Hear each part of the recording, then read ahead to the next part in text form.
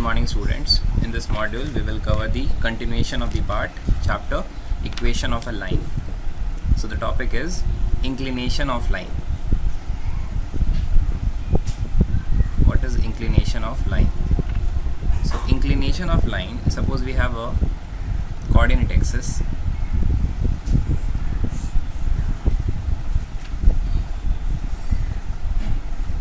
So in a coordinate axis when there is a line,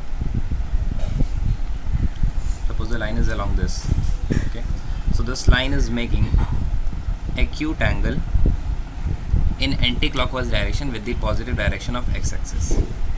This is positive x-axis, so and the line is making acute angle with the positive direction of x-axis, so this we call it as positive inclination. This is referred as positive inclination. Similarly, if there is a line and if the line is making an angle along anti-clockwise direction with the positive axis, now we can see that here the theta is not acute, it is obtuse angle. So to find this, first of all we will call it as negative inclination. So just remember, when theta is acute with a positive direction of x-axis in anti-clockwise direction, it is positive inclination, and when theta is obtuse, it will be called as negative inclination. So what is actually, this is called the inclination. So what is slope? Slope is, in other words, it is called the gradient. So slope is basically this. Suppose this is a line, there is a line, so it is the vertical rise divided by the horizontal distance. So slope is equals to vertical rise upon horizontal distance. So vertical rise is perpendicular and horizontal distance is base. So slope is basically the relationship between perpendicular upon base.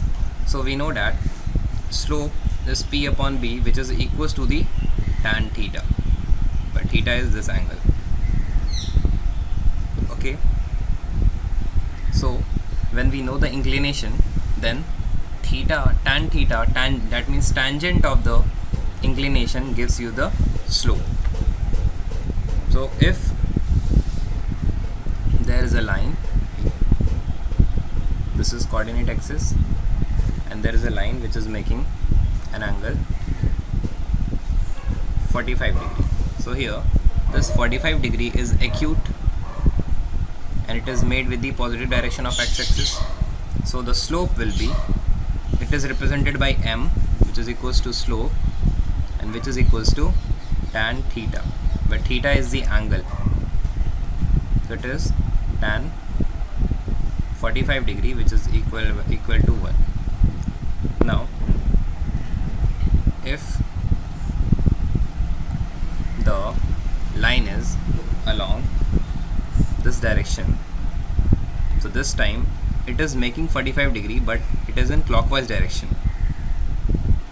So this angle, this anti-clockwise angle is how much? It is 135. So to find the slope of negative inclination, m equals to slope, which is equals to tan. So theta is the angle made with the positive direction of x-axis in anti-clockwise direction, that is tan 135. And note, tan 135 will be same as the negative of tan 45. So it will be minus 1. So when inclination is negative, then slope is also negative, and when inclination is positive, slope will be positive. Now if suppose we are knowing the 2 points from where the line is passing, this is a line, and let's assume that the line is passing through the points x1 comma y1 and the point x2 comma y2. So what will be the slope of this line? The slope will be, there is another formula, that is y2 minus y1 upon x2 minus x1. That is the difference of ordinate upon difference of the abscissa. Abscissa is x and ordinate is y. And always remember, when a line is parallel to the x-axis, if a line is parallel to the x-axis, then the inclination with the positive x-axis, that is theta, is equals to 0. So for line parallel to x-axis, slope is equals to tan 0 degree, which is equals to 0.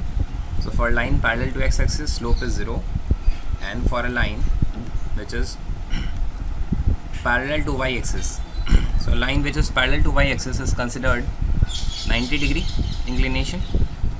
So for line perpendicular to x-axis, or you can say parallel to y-axis, is taken as slope equals to tan 90 degree, which is equals to infinity.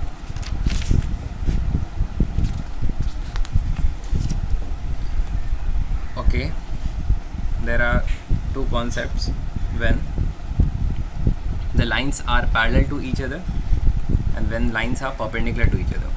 So when lines are parallel, suppose we have two different lines, one line is along this and another line. Okay, so suppose this is making angle alpha and this is making angle theta. So these lines are parallel, since we are considering the lines as parallel lines, this line and this line. So in this case, this line, this x-axis is working as a transversal, so these two angles will be same. So here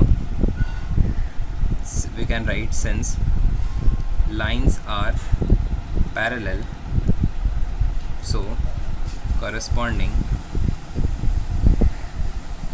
angles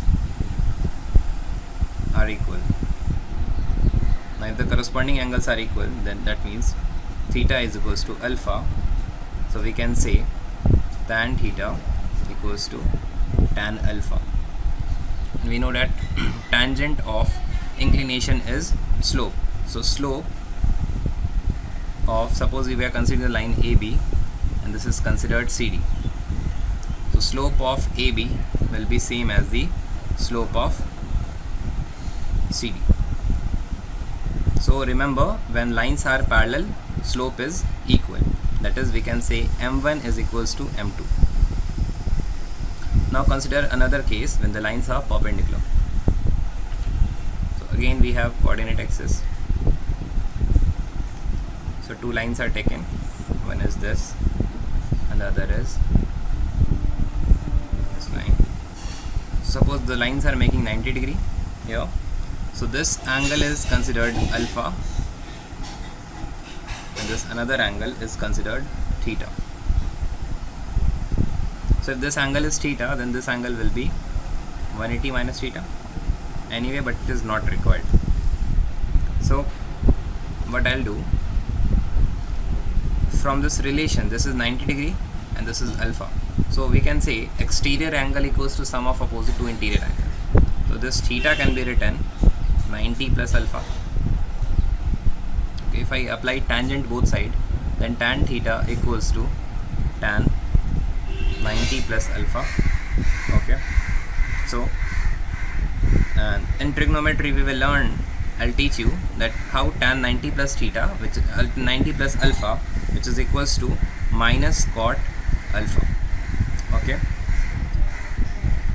so tan theta equals to minus cot alpha, and cot, you know, it is the reciprocal of tan, so it minus 1 upon tan alpha, which is equals to tan theta. So we can say tan theta multiplied by tan alpha equals to minus 1, and here tan theta is the slope of one line and the tan alpha is the slope of another line, so m1 multiplied by m2 is minus 1. So remember, when the lines are perpendicular, product of their slope is negative, minus 1. So that's all for exercise 14b. the only last topic is collinearity. So what is collinearity of 3 points? Suppose if we consider 3 points like this, so we cannot draw a line which is passing through, we cannot draw a straight line which is passing through all the points, all the 3 points. But if I take 3 points in a line, now we can pass a straight line through all the points. Okay, so collinearity means the point should lie in a line. So suppose we have points A, B and C. So for collinearity, the slope of AB, which should be equals to the slope of BC. Or we can choose any 2 points. The slope of any 2 points joining the line will be same as the slope of any other 2 points. So this is the condition for collinearity. If the slopes are coming same, that means the points are collinear. Thank you. Now you can complete exercise 14D.